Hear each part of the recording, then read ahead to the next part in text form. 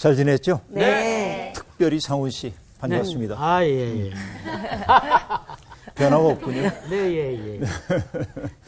네. 모처럼 상훈 씨 오니까 반갑죠? 네. 네. 아유. 오지 말라고 해도 오겠다고 오겠다고. 아, 반어법이고. 네. 그렇죠. 세상에 많은 말들이 있는데 말이라고 하는 건 사람과 사람 사이를 이어주는 역할을 하죠. 네. 그래서 음악하는 분들이니까 이음줄 있죠. 음악 연주할 때. 예. 그건 어떤 뜻이에요? 음과 음을 이어주는 거예요. 그러니까 똑같은 얘기한 거 아니에요? 저는 뭐 좀 특별한 얘기가 나올 줄 알았는데. 그렇죠. 음악 들어서 다른 얘기 나올 줄 알았는데. 좀 부드럽게 연주하라는 얘기죠. 예. 이음줄이라고 하는 거. 그런데 이 언어라고 하는 것도 사실은 언어의 발생을 보면 사람과 사람이 이어주라고 하는 말이거든요. 그런데 똑같은 언어가 사용되는 맥락에 따라서 전혀 다른 의미를 갖게 되는 경우도 있죠. 네. 그래서 악한 의도를 가지고 있는데 말은 선하게 하는 사람들 세상에 많이 있죠. 네. 사람들이 다 아는 거짓말이 어떤 게 있을까요? 제일 오용되고 있는 말. 어떤 말들이? 오용되고 있는 말이요? 오용되고 있는 말. 뭐지? 네. 이거 진짜 맛있어요. 진짜 맛있어요. 역시 하여튼 모든 사고의 근거가 거기서 출발하기 때문에. 네. 예컨대, 이제 다 널 위해서 하는 말이야. 부모들이 흔히 하는 이야기. 진짜 그러네요. 그렇죠. 그러니까 그 자식을 위하는 마음도 있지만 네. 사실은 자기 체면일 때도 아주 많이 있거든요. 맞아요. 그렇죠? 네. 또 어떤 말이 있을까요? 사랑한다는 말도 상당히 오용되고 있는 경우가 아주 많이 있습니다. 사랑이라고 하는 것은 누군가를 자유롭게 해줘야 하는데 사실은 구속할 때가 많죠. 그렇죠. 예. 그런 말들도 그래요. 교회 안에서 통용되고 있는 오용되는 말들 가운데 하나가 뭘까요? 축복합니다. 축복합니다. 진짜 축복할 수 있는 거 또, 아닙니까? 예, 그럴 수 있죠. 그런데 이런 거 은혜롭게 해결합시다. 은혜롭게 이런 거. 그러니까 어떤 그 합리적인 해결의 방식을 찾기보다는 불합리한 방식을 밀어붙이려고 할 때 은혜롭게 합시다. 이런 말들을 사용하기도 한단 말이죠. 이건 좀 문제가 있어요. 은혜롭게라고 하는 말 못지않게 오용되고 있는 말 가운데 하나가 하나님의 뜻. 그렇죠. 하나님의 뜻이라는 말. 그렇죠. 그 말은 권력이에요. 우리 시대에. 그 말은 권력이에요. 이게 하나님의 뜻이야 하고 얘기하면 더 이상 논의 안 하겠다는 얘기이거든요. 그렇죠. 그래서 하나님의 뜻이라고 하는 말이 어떤 의도에서 발설되느냐에 따라서 그건 전혀 다른 의미망들을 건드리고 있죠. 그래요. 말이라는 게 참 어렵습니다. 똑같은 기호라고 해도 사용되는 맥락 또 사용하는 사람에 따라서 전혀 다른 의미를 갖고 나타나곤 하죠. 네. 지금 우리가 지금 배우고 있는 이 프로그램의 이름이 뭐죠? 성서학당이죠. 대답하기 쉬운 거 늘 묻기 때문에 여러분 씩씩하게 대답을 잘 해주셨어요. 네. 성서학당에서 우리가 배워야 할 것은 뭐냐면 참다운 말에 대한 공부를 해야 되는 거죠. 네. 그렇죠. 하나님의 뜻이 무엇인지, 하나님의 말씀이 무엇인지에 대한 생각을 해야 되죠. 네. 오늘 우리가 시편 공부를 해오고 있는데 우리는 마침내 시편 가운데서 사실은 성경 가운데서 가장 긴 장에 당도하게 되었습니다. 네. 어쩐지. 이게 시편 119편인데요. 네. 이게 너무 길기 때문에 오늘 다 읽진 못합니다. 네. 그런데 이 시에 대한 이야기를 하기 위해서 오늘 우리가 서론격인 이야기를 이 시간에 좀 나누어야 할 것 같아요. 오늘 수업 시편 68강 주의 말씀은 내 발의 등 1. 어떤 이야기냐면 결국 여러분 이스라엘 사람들이 성경 가운데 가장 중요하게 생각하고 있었던 대목은 토라라고 불리우는 또 소위 사람들이 모세오경이라고 얘기하던 그 성경이죠. 토라. 네. 기억나세요? 네. 토라라는 거? 그렇죠. 토라라는 게 우리는 흔히 토라를 모세오경 그렇게 얘기하지만 사실 이 토라라고 하는 것은 가르침이라고 하는 뜻이에요. 단순하게 가르침. 가르침. 가르침. 네, 토라는 가르침이에요. 그러니까 어떤 가르침일까요? 하나님에 대한. 그렇죠. 하나님의 백성으로 산다는 것이 무엇인지를 가르치는 것이 토라이겠죠. 그래서 여기에는 하나님의 백성이 되는 길이 이 속에 담겨 있습니다. 그러니까 이 토라라고 하는 것은 하나님의 백성들의 정체성을 구성해주고 있는 대단히 중요한 그렇죠. 말씀이라고 얘기할 수 있겠어요. 네. 그런데 시편은 굉장히 다양한 시편들이 있지만 가장 대표적인 게 어떤 거였죠? 감사시도 있고 탄식시도 있고 제왕시도 있고 여러 종류의 시들이 있죠. 네. 그런데 시편 가운데에는 토라를 노래하는 시들이 몇 개가 있습니다. 토라를 노래하는 시가. 그게 뭐냐면 시편 전체의 서론격이라고 얘기할 수 있는 시편 1편. 그렇죠. 그리고 암기하기도 쉬워요. 그 다음에 뭐가 있냐면 시편 19편. 19편. 그 다음에 시편 119편. 오. 진짜 안 이거 쉽네요. 뭔가 묘하게. 좀 묘하게 이렇게. 네. 219편? 210편은 없지. 이게 왜 이런지는 잘 몰라요. 네. 어쨌든 구성이 그렇게 이제 돼 있긴 한데 상당히 흥미로운 대목인데요. 가르침이라고 얘기했어요.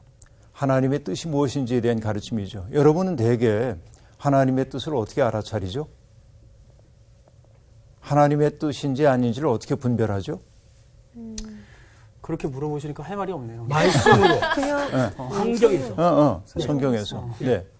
보통 하나님의 말씀을 얘기할 때 학자들은 이렇게 얘기합니다. 말씀에는 세 종류가 있다는 거예요.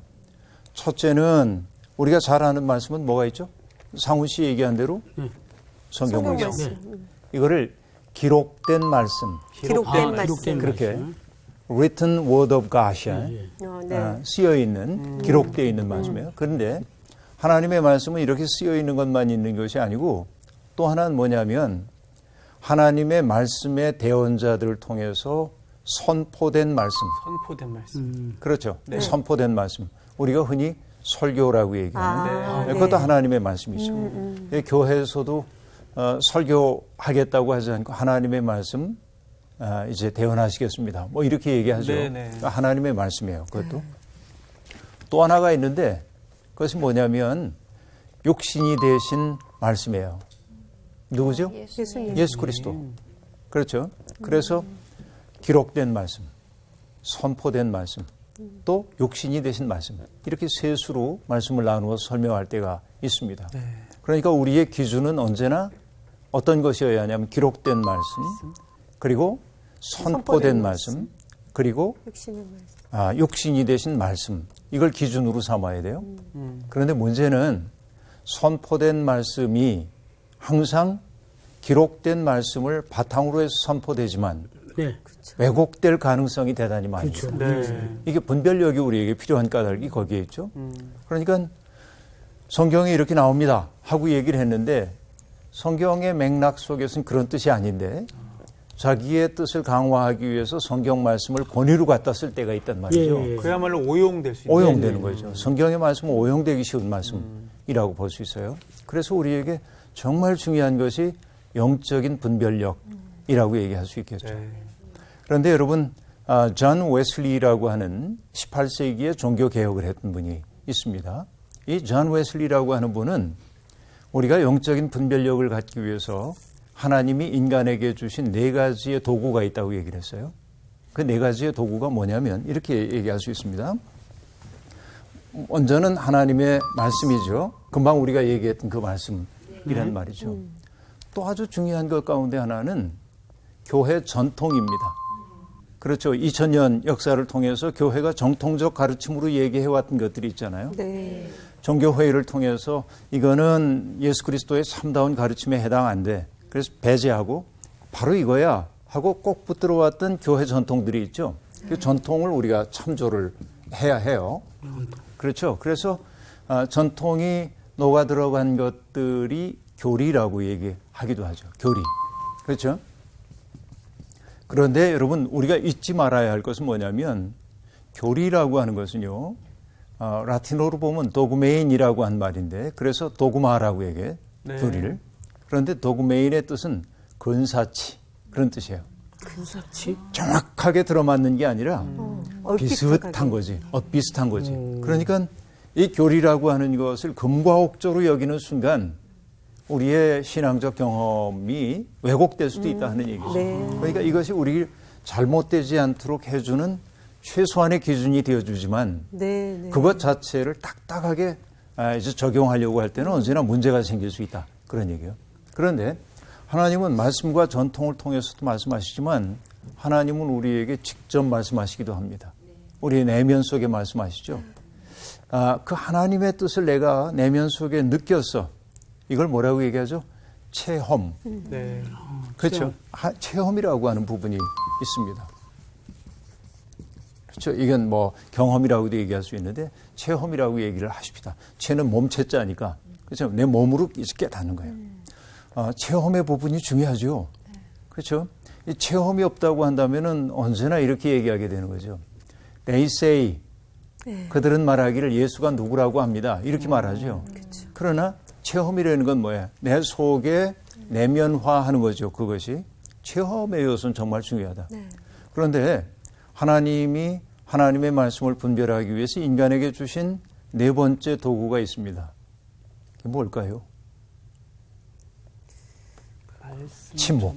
찬양. 아니, 찬양. 자, 아니 침묵 모드로 들어갔다고 그 질문에. 침묵인 줄 알았어요. 신문자. 예. 답은 뭐냐면 이성입니다. 이성.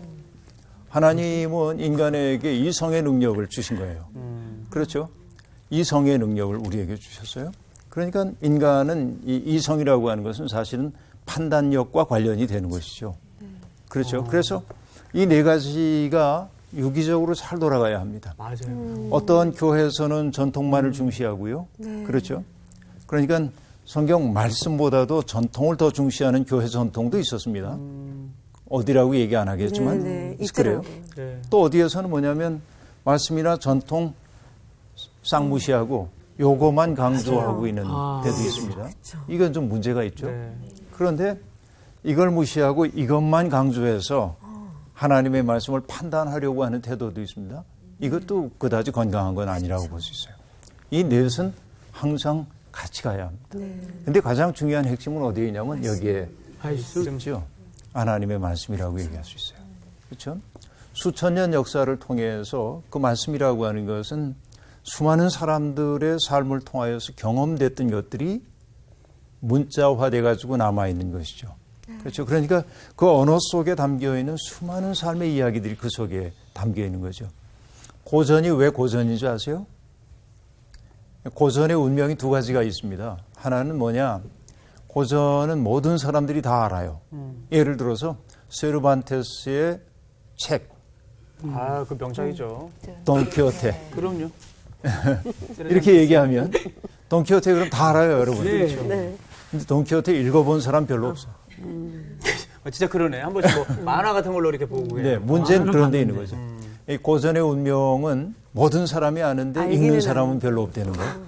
이게 이제 고전의 슬픈 운명 가운데 하나입니다. 그런데 고전은 또 뭐냐면 오랜 시간이 지나가도 그 가치가 줄어들지 않고 남아있어요. 그 까닭은 뭘까요? 여전히 시대가 지내도 인간의 삶의 근본적인 문제를 그것이 붙잡고 있기 때문에 시간이 아무리 흘러가도 그 가치가 줄어들지 않기 때문에 그래요. 성경이라고 하는 것도 그런 거죠. 그렇죠. 이 성경을 우리가 고전이라고 얘기할 수가 없지. 성경이지. 거룩한 책이죠. 정말로. 하나님은 그렇게 우리에게 다양한 뜻으로 하나님의 말씀을 우리에게 들려주셔요. 이걸 분별을 해야 되는 저런 기준도 또한 있다는 말씀 드렸습니다. 네. 그런데 성경은 이렇게 얘기합니다. 토라는 하나님의 말씀이야말로 인간이 누릴 수 있는 참된 행복과 그리고 참된 삶의 기초가 된다고 얘기를 하고 있어요. 하나님의 말씀이. 자, 여러분 이렇게 얘기해 볼까요? 네. 하나님의 말씀이라고 하는 게 이제 그 참된 삶과 행복의 기초라고 얘기를 했는데 여러분 우리가 이 세상에 태어날 때 우리가 여러분 생명이라고 하는 것은 살라고 하는 명령이죠. 재미있잖아요. 생명이라고 하는 게 살라고 하는 명령이잖아요. 명령받고 우리가 이 세상에 태어났단 말이에요. 그런데 어떤 분은 이렇게 얘기하죠. 어떤 분이 납니다. 수생은 순환이다. 생명을 받으면 결국 어렵지. 세상 사는 게 편치가 않고 어렵죠. 또 우리가 동물이라고 한다면 주어진 본성에 따라 그냥 살다 가면 그만인데 인간이기 때문에 수없이 많은 선택의 갈림길에 설 수밖에 없죠. 그러니까 인간의 생명의 특색은 수없이 많은 선택에 있다 그 얘기죠. 네. 뭘 선택해야 되는지 알 수가 없어요. 근데 죄송스럽지만 점점점 선택을 잘 못하겠더라고요. 그렇죠. 아유, 죄송스럽네요. 네. 아니 나이 들면서 맞아. 점점점. 네, 이제 흑백으로 나눌 수가 없는 거 알게 된 거지 인생의 비밀을. 네, 네. 네. 그래요. 그래서 보기엔 젊어 보이시는데. 네. 무슨 소리야 나하고 비슷한데. 어이구. 수생은 순환입니다. 여하튼 네. 그 하나님의 말씀이 참된 행복과 참된 삶, 지혜의 기초라고 얘기를 하고 있는데 여러분 기초가 튼튼한 집이 흔들리지 않잖아요. 네. 그런데 여러분 이렇게 얘기할 수 있어요. 우리는 기초보다 언제나 그 위에 세워지는 집들을 중시한 경향이 있죠. 그렇죠. 여러분 그 성공회대학교의 석좌 교수이신 신영복 선생님의 글을 읽다가 정말 그 가슴에 와닿는 대목을 하나 읽었습니다. 오랫동안 감옥 생활을 하셨어요. 그분이. 그리고 감옥에서부터 지인들에게 편지를 써보냈는데 그분이 20년의 형사리를 마치고 딱 나올 때 책이 나왔어요. 그 책이. 20년. 20년 동안. 그런데 그 책에 이런 일화를 들려주고 있습니다.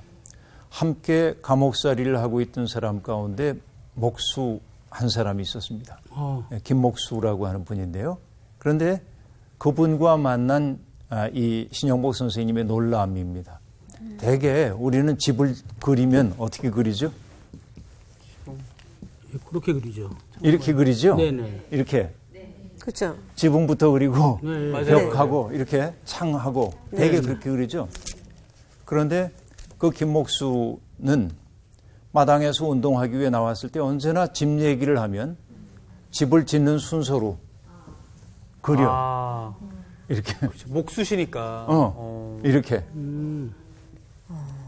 기가 막히지 않아요? 지붕은 맨 나중에. 지붕 맨 나중에 그리고. 그러면서 신영복 선생님이 하는 얘기가 뭐냐. 머리와 관념으로 살고 있는 자기는 그렇죠? 지붕부터 그리는 거예요. 언제나 위부터. 그런데 이 땅에서 몸으로 살고 있는 그는 그쵸. 어떤 일을 하더라도 가장 기초부터 이제 그려나가는 걸 알았다 그 얘기죠. 이거 놀라운 얘기 아니에요? 그러니까. 정말로 그래요 우리들이. 이 김목수의 집짓기와 같이 우리 인생에서도 기초가 튼튼해야 우리의 삶이 든든하게 서게 되는데 토라라고 하는 것이 우리의 인생의 집을 이제 든든하게 받쳐주는 하나의 기초가 된다는 거죠.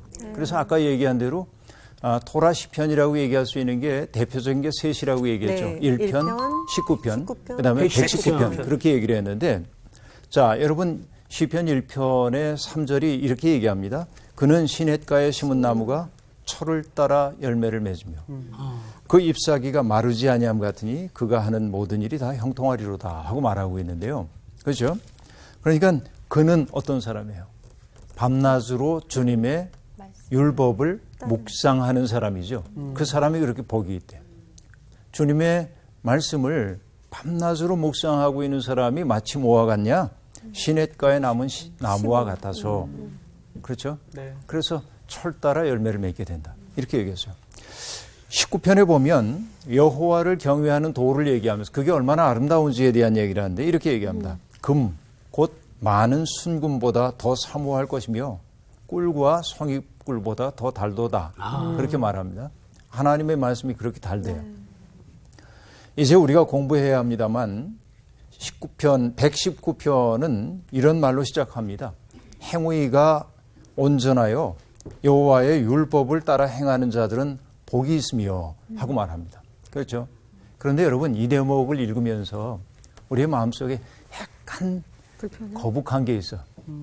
어떤 거냐면 율법이라고 하는 말 때문에 그래요. 율법. 아, 예, 예. 그렇죠. 우리는 율법 그러면은 뭐가 떠올라요? 바울사도의 서신에서 네, 예. 율법과 복음이 대조되었던 것 자꾸 느끼고 있죠. 네, 예. 율법 그러면 왠지 바리새인 같고. 바리새인 같고 뭔가 좀 우리 불편하게 만드는 것처럼 느껴지죠.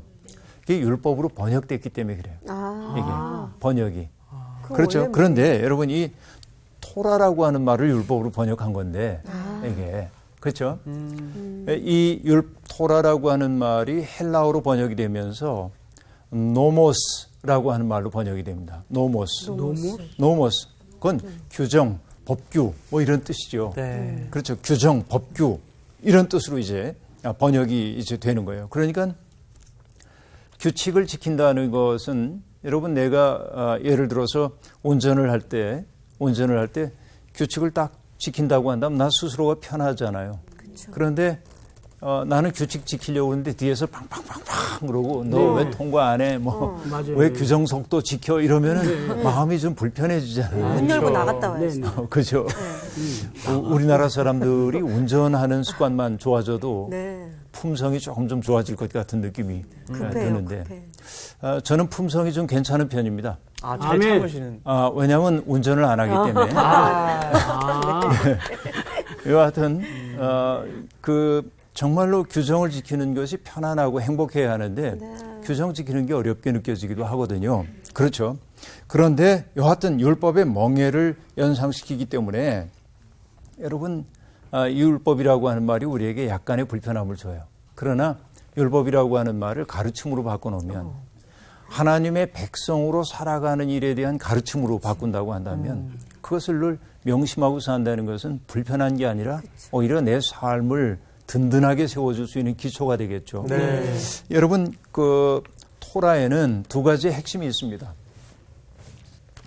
전에도 얘기했는데 기억나요? 이게 타원형인데 타원형. 어째 뭐 이상한 돌멩이처럼 그리긴 했지만 어쨌든 이게 타원형인데 수학 공부 여러분 잘 하셨는지 모르겠지만 네. 타원형에는 두 가지의 초점이 있습니다. 초점이 둘이에요. 그렇죠. 네. 네. 아니, 공부를 잘 하셨군요. 예. 과학엔 능통했습니다. 수학이에요. 아니, 과학도 수학이 들어가요. 그래요. 네. 어쨌든 타원형에 두 가지의 초점이 있는데 네. 하나님의 백성으로 살아가기 위한 두 가지 초점이 있어요. 네. 그것은 뭐냐? 하나님의 구원 이야기가 먼저 있어요. 하나님의 구원 이야기. 그죠? 네네. 이것을 여러분 뭐라고 얘기를 이제 했냐면 이걸 하나님의 구원 이야기 우선 여기 해놓고 또 하나는 뭐냐면 하나님의 백성으로 살아가기 위해서 이 이야기의 일부로 살아가는 이 이야기의 일부로 살아가야 하는 하나님의 백성의 삶이 있겠죠. 네네. 그렇죠. 그러니까 삶의 이야기. 하나님의 백성으로서의 삶의 스타일을 만들어가고 있는 삶의 방법들, 규정들 이런 것들이 있겠죠. 그러니까 우선적인 건 뭐예요? 하나님의 구원 이야기가 먼저 있어요. 이게 우선적이에요. 네. 그러니까 그 구원 이야기의 일부가 되기 위해서 우리가 이제 살아가는 거죠. 이거를 여러분 뭐라고 얘기하냐면 요거는 하나님의 구원 이야기를 유다인들은 하가다라고 얘기하고요. 하가다. 처음 들어봤죠? 네. 네. 네. 하가다. 이렇게 하가다라고 얘기하고 또 하나님의 백성대로 살아가기 위해서 하나님의 백성의 라이프 스타일을 만들기 위해서 우리가 꼭 지켜가야 하는 내용들을 뭐라고 이 규정들을 할라카라고 얘기하는데 할라카. 네. 할라카는 들어봤습니다. 할라카 들어보셨어요? 네. 할락 KKAH 이렇게 할라카.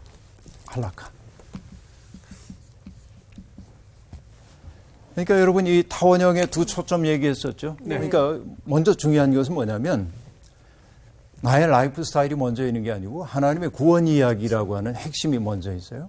그렇죠? 그러니까 그 구원 이야기의 일부가 되기 위해서 내가 선택해야 하는 삶의 태도들이 있죠. 이것을 이제 할라카라고 얘기한다. 그런 얘기죠. 이것이 이제 두 가지 매우 중요한 요소라고 볼 수 있습니다. 자, 지금 우리가 토라 시편 얘기를 하고 있는데요. 네.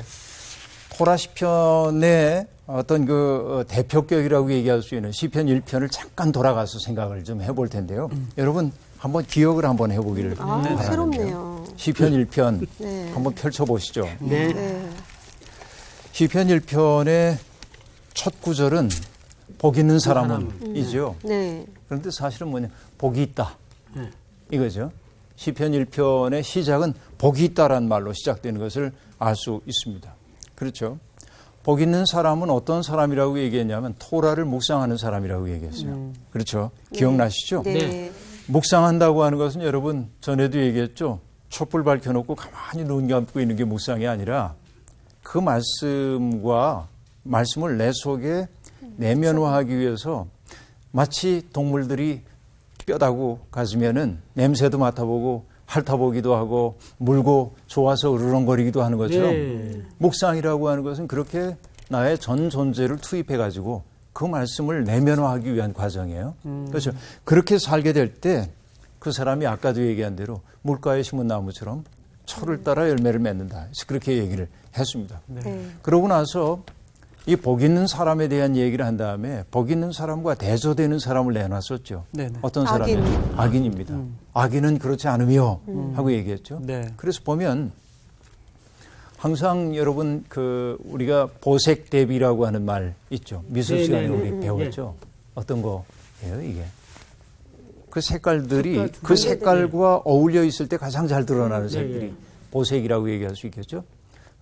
그러니까 여러분 우리가 노랑 바탕에 잘 띄는 어떤 색, 연두색 이런 것도 보색 대비인지 잘 모르겠어요. 저는 색채 잘 모르겠는데 어쨌든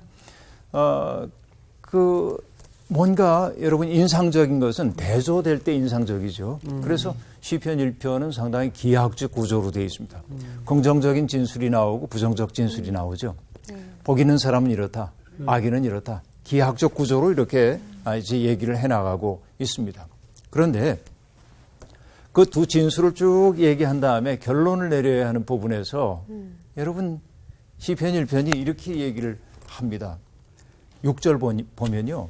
무릇 그렇게 얘기하죠. 네. 무릇. 그러므로 그러므로 혹은 무릇 그래요. 그런데 세번역 성경은 그걸 이렇게 번역해서 그렇다. 그렇다. 앞에 얘기한 모든 것들을 그 말 한마디로 강렬하게 받는 거죠. 네. 그렇다. 그렇다. 그렇다. 히브리어로는 그걸 키라고 얘기를 하고 있는데요. 그래서 여호와께서 인정하시는 삶과 그렇지 않은 삶을 극명하게 대조하고 있음을 알 수 있습니다. 그러니까 결국 복 있는 삶이 뭔가 했더니 다른 것 없습니다.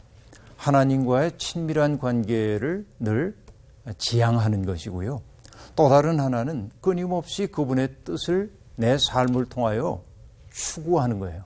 네. 그래서 가끔 저는 제 책에 서명해달라는 분들에게 책에 따라서 조금 다르긴 합니다만은 그렇게 서명해드릴 때가 있습니다. 말씀을 삶으로 번역하는 기쁨 누리소서 이렇게 쓸 때가 있어요. 그렇죠. 삶으로 번역하는. 하나님의 말씀을 삶으로 번역할 때 그 말씀이 살아있는 말씀이 되는 거죠. 그렇죠. 그런 뜻인데 그러니까 하나님과의 친밀한 관계를 추구하고 또 하나는 끊임없이 그분의 뜻을 삶을 통하여 구현해내기 위해 했어야 되죠. 네. 그러려면 어떻게 해야 돼요? 잘 들어야 적극적 돼요. 경청을 해야 돼요. 하나님의 말씀을. 그렇죠? 네. 잘 들어야 돼요. 여러분 몬테카시노라고 하는 데가 있는데요. 이탈리아에 가면은 그곳에 베네딕토라고 하는 성인이 스토운 운동을 시작한 곳입니다. 네. 거기에서 이 베네딕토 성인의 모습은 형상화해 놓을 때 어떻게 하고 있냐면 주로 이게 뭐죠? 조용히. 묵상하는, 침묵하고 묵상하는. 자, 이 얘기는 뭐냐면 입을 닫으라고 하는 말은 들으라고 하는 말입니다. 결국은 들음이 가장 기초야 신앙에 있어서는. 그렇죠? 그래서 여러분 기독교인들을 비웃는 말이 이전에 있었는데요. 이런 거죠. 기독교인들은 말은 잘해 이런 말 있었어요. 근데 이제 바뀌어야 돼.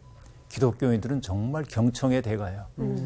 누가 무슨 말을 하든지 참 귀 기울여 들어줘. 맞아요. 근데 그게 훈련되어야죠. 하나님의 말씀을 듣는 경청의 훈련이 되어야 하는 것이죠. 여러분 예수 그리스도께서 우리에게 들려주신 말씀 가운데 구하라 또 찾으라 두드리라 한 말 있죠. 대개 어떤 맥락에서 쓰여집니까? 걱정하지 말고 구하고 찾고 두드리면 다 돼. 걱정하지 말고 구해. 이렇게 얘기하죠. 예, 예. 이것처럼 오용되고 있는 말이 없습니다. 진짜 그러네요. 네. 사실은 그 말은 뭐냐면 내 마음이 원하는 내 욕망을 실현하기 위해 하나님을 동원하라는 말이 아니고 그 말은 구하라고 하는 말은 하나님께 질문하라는 뜻이고 하나님의 뜻이 무엇인지 네. 찾으라고 하는 말은 하나님의 뜻을 수행하기 위해서 탐구하는 마음을 가지고 애쓰란 말이에요. 네. 그래야 비로소 하나님의 말씀이 깨달아진다라고 하는 말이에요. 근데 이게 맥락과 관계없이 사람들은 그걸 어려운 일이 있을 때 구해, 두드려, 찾아 이렇게 이제 사용하죠. 근데 우리가 정말 구하고 찾아야 할 것은 하나님의 뜻이라는 얘기가 거기에 담겨 있어요. 네. 그런데 여러분 오늘 이제 119편에 대한 이야기를 서론격인 얘기를 해야 될 텐데 보지 말고요. 119편 보지 말고 119편이 혹시 몇 절까지 돼 있는지 아는 분? 되게 아주 길다 그랬으니까. 긴데 네. 혹시 119절은 아니겠죠? 네, 세 장이더라고요. 세 네. 장. 100절? 세 장, 세 장. 자, 제가 이제 답을 말씀을 드릴게요. 네네. 119편은 가장 긴데 176절까지로 되어 있습니다. 와, 진짜 기네. 176절. 그런데 여기에 제가 수학을 한번 해볼게요. 오늘 수학이 수학적 사고가 오늘. 네. 자, 22 곱하기 8 하면 26, 176. 36. 176 맞아요? 네. 여러분 이 얘기는 시편 119편은 22와 8과 관련이 있다. 오호. 이렇게 얘기할 수 있어요. 우선 22와 8과 자, 22라고 하는 것은 히브리어 자음수입니다. 우리의 알파벳. 그러니까 우리로 얘기하면은 기역, 니은, 디귿, 리을 하는 그 알파벳이 있죠. 네네. 히브리어 알파벳의 숫자입니다. 이것은. 그래서 시편 119편은 히브리어 알파벳 22자로 8절씩의 시를 만들어 가지고 형성된 시입니다. 이것이. 그러니까 여러분 이게 뭐냐면 히브리어 알파벳을 보면 뭐 알렙, 베트, 기멜, 달렛 이렇게 이제 나가요. 알파벳이. 그러니까 예를 들면 알렙이라고 하는 말로 1절부터 8절까지 시가 쓰여지는 거예요. 그런데 맨 처음에만 알렙이 나오는 게 아니라 8절. 8절 전체가 알렙으로 시작이 돼요. 네? 그러니까 이제 9절부터 16절까지 하면은 뭐가 될까요? 베트라고 하는 그 다음. 두 번째 단어를 가지고 8절의 시를 쓰는 거예요. 대단하죠? 그런데 이 모든 구절이 그 해당 알파벳으로 시작되지만 예외가 없는 건 아닙니다. 몇 절에 지나지 않지만 어떤 때는 그 알파벳이 2번 들어간 때도 있고 어떤 때는 안 들어간 것도 있어요. 딱 한 절 안 들어간 것도 있어요. 그러나 어쨌든 이 모든 것은 그런 히브리 알파벳과 관련이 되어 있다 하는 얘기입니다. 176절 잘 안 잊어버리겠죠. 네. 이제 176절로 되어 있어요. 그러니까 이 노래는 8절로 되어 있는 22개의 노래입니다. 근데 그 22개의 노래인데 이게 각각 다 뭐냐면 토라에 대한 이야기를 우리에게 들려줘요. 그렇죠. 하나님의 가르침에 대한 이야기를 우리에게 들려주고 있어요. 그럼 이거를 염두에 두고 시를 쓴 그렇게 건가요? 쓴 거죠. 당연히. 계획적으로. 의도적으로. 그렇죠. 의도적으로 그렇게 한 거죠. 우리 그 노래도 도는 도라지에 도, 레는 레몬시에레 뭐 이런 식으로. 그거는 들은 네. 사람마다 다 다르더라고요. 도라지 아닌 데도 아직 있고. 됐어요. 네. 얘기하시죠. 네, 그런 거. 네. 그동안 이제 우리가 이런 시들을 제법 봐왔어요. 네. 사실은 예레미야 애가도 보면 그 22개의 알파벳과 관련된 구절로 되어 있습니다. 그래서 22절까지 되어 있거든요. 3장 같은 경우에 66절로 되어 있고 그러니까 22로 맞아떨어지는 것들은 대개 그런 히브리어 알파벳과 관련된다고 보면 되겠는데 여러분 예를 들어서 영어로 얘기하면 A, 우리로 얘기하면 기억으로 시작되고 있는 8절의 시 네. 여러분 그러면 암기가 좀 되지 않겠어요? 이걸 반복하다 보면 반복하다 보면 그쵸, 그래요. 그쵸. 네. 그래서 이 시는 하나님을 안다고 하는 것이 무엇인지 하나님의 뜻대로 산다고 하는 것이 무엇인지를 보여주기 위한 아주 장대한 시입니다. 그런데 아까도 얘기했죠. 하나님의 뜻을 안다고 하는 건 그렇게 간단한 문제는 아니다. 네. 영적 분별력이 동원돼야 되죠. 경청해야 되죠. 깊이 생각해야 되죠. 그 과정을 다 보여줘요. 이 시가. 그리고 그분의 뜻대로 산다고 하는 것이 무엇인지를 우리에게 보여줘요. 그런데 살다 보면 어떻습니까? 그 뜻대로 살기 어려운 상황들도 나오죠. 네. 뭐 어떨 때일까요? 갑자기 내 인생의 토대가 흔들리는 것 같은 느낌을 받을 때가 있죠. 질병의 고통이 찾아온다든지 사랑하는 사람과 이별의 고통을 경험해야 한다든지 그렇죠. 그리고 느닷없이 허무한 생각이 내 속에 들어올 수도 있고 인간은 그럴 수밖에 없는 존재잖아요.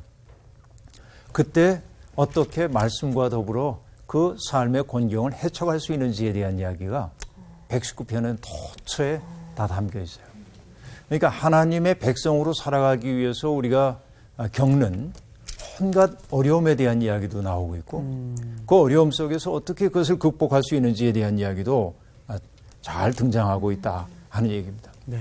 자, 그런데 여러분 토라라고 하는 주제를 가지고 얘기를 전개해 나가고 있는데 여러분 한 20절, 30절쯤 되면 오케이 인내하고 읽겠는데 점점 길어지면 비슷한 말이 나와요, 안 나와요? 나오죠. 비슷한 말이 계속 나올 수 있죠. 네. 그래서 대개 사람들은 119편을 몇 절만 그냥 대충 이렇게 염두에 두고 넘어가요, 그냥. 읽은 거로 치고. 솔직히 그러나- 얘기하면 저도 그랬어요. 그랬죠. 네. 마치 연초가 돼가지고서는 성경 통독을 좀 해볼까? 마음먹는 사람이 딱 하루에 몇 장씩 읽어야지. 창세기가 잘 읽혀. 네. 그래서 창세기 출애굽기 재밌네. 그러고 이제 레위기 가다가 출애굽기의 뒷부분 성막 만드는 얘기에서부터 삐걱삐걱하고 레위기에 가서 마침내 좌절해. 장엄하게 방어막에 이제 시편으로 넘어가.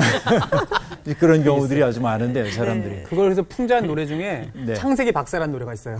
맞아. 맨날 창세기만 읽어가지고. 박사. 그래. 예, 재밌네요. 네. 네, 여하튼 각 구절들이 그런 반복되는 것들이 있지만 사실은 반복되는 구절들이 무의미한 건 아니죠. 그건 반복된다고 하는 까닭은 뭐냐면 그 현실이 우리에게 일상이기 때문에 반복되고 있거든요. 그래서 이 시인은 꼼꼼하게 읽어가야 합니다.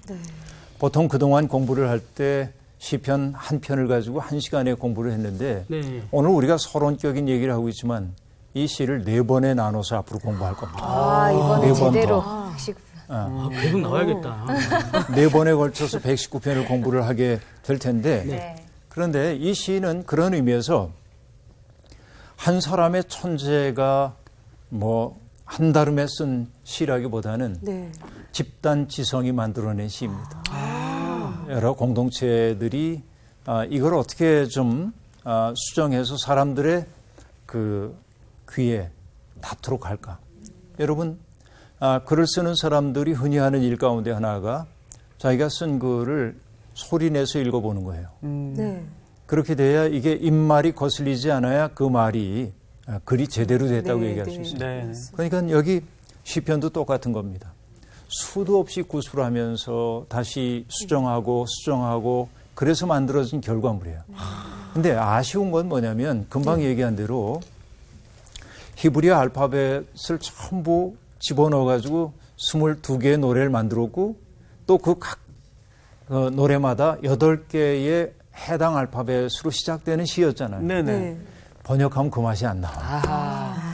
번역하면 그렇죠. 회사로 들어요. 헬라어로 딱 읽어야 되는 거예요. 히브리어 이거는. 예, 어떤 경우에도 번역하면 그 맛이 안 나와. 맞아요. 유감스러운 거죠. 그러니까 번역되지 않고 이걸 읽는다고 한다면 상당히 이제 이 리듬이 있을 거 아니에요. 그 리듬을 타고 얘기할 수 있죠. 그런 아쉬움이 우리에게 있습니다. 네. 자, 어쨌든 이 시편 119편이 우리에게 들려주려고 하는 이야기는 다른 것 아니에요.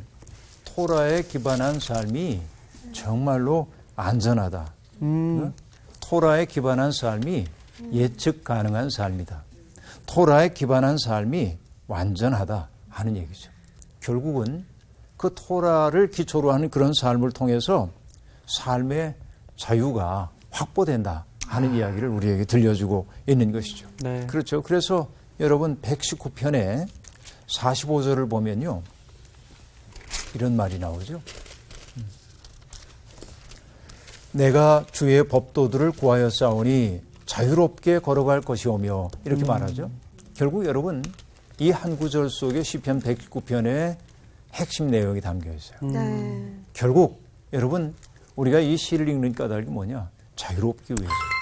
자유인이 되기 위해서. 그러니까 가르침 억압이 아니네요. 가르침 억압이 아니죠. 여러분 공초 오상순 선생님이라고 하는 분이 계신데요. 그 오상순 선생님은 공초 빌공자에다 그 초월한다는 초자를 쓰시는 분인데 그러니까 그런데 중의적 의미도 있습니다. 담배를 굉장히 좋아했대요 그분이. 공초야. 그래서 예 이제 그 시내에 있는 어떤 그 옛날에 다방이죠. 다방에 가면 공초 선생이 늘 그 자리에 계신 거예요. 근데 담배 피면서 고담 준론을 나누는 거죠. 젊은이들에게. 근데 이 어른이 젊은 사람들을 만날 때마다 이렇게 인사했답니다. 오늘 만나서 반갑고 즐겁고 기쁘다. 이렇게 세 가지를 늘 얘기를 했다고 그래요. 그런데 저기 그 수유리 쪽에 북한산변에 가면 이 공초 오상순 선생님의 시비가 서 있습니다. 그 시비에는 그분의 인생을 담아내고 있어요. 흐름 위에 보금자리친 오 흐름 위에 보금자리친 나의 혼 그렇게. 그러니까 나의 삶은 뭐냐? 자유를 향한 삶이야. 그렇죠? 사람들은 확고한 게 좋다고 얘기하지만 당신은 구름처럼 흘러가는 거지. 나의 혼을 그렇게. 여러분 우리도 자유롭기를 원하잖아요. 그런데 그 자유라고 하는 것 우리 현실 속에서 누리기가 좀 어렵죠. 그렇죠? 수없이 많은 구속들이 있습니다. 그런데 결국 시는 하나님의 말씀을 탁 붙잡고 산다고 하는 것은 우리를 영적으로 자유하게 만든다. 그런 거죠.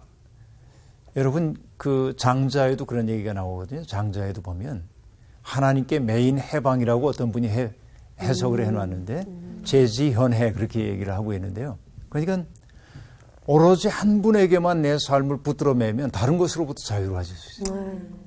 하나님이 내 삶의 중심이 되면 다른 것들에게 별로 흔들리지 않을 수 있다 그 얘기죠. 그러니까 시편 119편 이 토라 시편을 통해서 우리가 배워야 하는 것은 참으로 자유인이 된다고 하는 것은 무엇인가 하는 것이죠. 기대가 되죠. 너무 기대되네요. 그럼 여러분 오늘 수업 여기까지 하고 다음 시간에 뵙도록 하겠습니다. 고맙습니다. 감사합니다. 우리 저기 위급하고 막 어려운 일 생겼을 때 119 전화하잖아요. 네, 나 오늘 맞아. 그 생각 딱 드네. 왜? 우리 삶에 어려운 일 생겼어. 119. 시편에 119 그냥 여기 나와 있는 거야. 그렇지. 참된 삶과 행복의 기초가 되는 이 말씀을 좀 열심히 4주 동안 열심히 다음 공부해야겠어요. 시간이 너무 기다려져요. 진짜 기대된다. 네. 자, 마지막으로 이렇게 임하고 싶어요. 네. 그죠? 듣자고. 형 근데 쉬하고 있으면 이거 많이 먹으면 안 자, 돼요. 하나, 둘, 셋. 이번 주 퀴즈입니다. 시편 119편에서 주의 말씀에 대한 비유로 사용된 표현이 아닌 것은 무엇인가요? 1번 빛, 2번 꿀, 3번 소금. 정답을 아시는 분은 CBS 성서학당 홈페이지에 정답을 올려주시거나 우편으로 보내주시면 됩니다. 보내실 곳은 서울특별시 양천구 목동서로 159-1 CBS 성서학당 담당자 앞입니다. 연락처를 꼭 남겨주세요. 선정되신 분들에게는 대한성서공회에서 성경, 송태근 선생님의 내가 어디 있느냐, 하나님이 꿈꾸는 교회, 김기석 선생님의 일상 순례자, 신우인 선생님의 땅과 하늘의 갈림길에서 가운데 하나를 드립니다.